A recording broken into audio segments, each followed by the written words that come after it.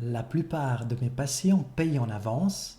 Comment puis-je faire pour indiquer dans le logiciel Therape les acomptes? C'est la question que nous a posée Alison et j'y réponds tout de suite en vidéo en espérant que cela soit utile aux autres personnes qui se posent la même question. Donc je vais passer tout de suite dans le logiciel Therape que vous voyez ici à l'écran.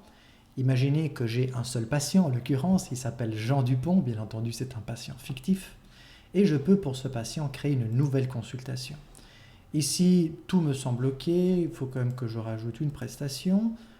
Voilà, une facture de 120 francs, j'enregistre et je facture. Si le patient vient de terminer, enfin on vient de terminer la consultation avec le patient, j'ai créé la facture, je peux directement faire un nouvel encaissement ici de 120 francs. Si je le fais, voilà, l'encaissement est créé, le patient ne me doit plus rien. Si au lieu d'avoir payé 120 francs, il avait effectivement payé un acompte, je ne sais pas, peut-être une personne qui paye 10 consultations en avance, je peux faire un nouvel encaissement de 1200 francs. Et du coup, le solde à payer, là, il est de moins 1080 parce que le patient a payé cette facture en avance. D'ailleurs, si je retourne à la fiche patient, je regarde ses factures, je vois qu'il a 1, 2, 3, 5 factures. Donc normalement, vu que chaque facture est de 120 francs, il me doit 600 francs.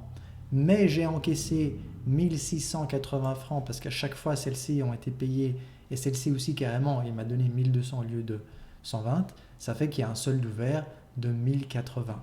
Si je retourne de nouveau dans cette facture où j'avais fait cet encaissement exagéré et je le supprime, et maintenant je retourne à la fiche du patient voir ses factures, je vois bien qu'il m'a payé 480 en tout, alors que je lui ai facturé 600 parce qu'il y a 5 factures de 120 et donc le solde ouvert est de 120. Donc quand un patient il paye en avance, tout simplement le jour de la consultation, vous faites un nouvel encaissement, vous mettez le montant de l'encaissement, est-ce qu'il a été fait en espèces ou comment il a été fait, et puis voilà, le fait de enregistrer l'encaissement fait que l'argent encaissé est attribué au patient en question. J'espère avoir répondu à cette question, de l'avoir bien compris, et voilà, très bonne continuation et utilisation de Therape.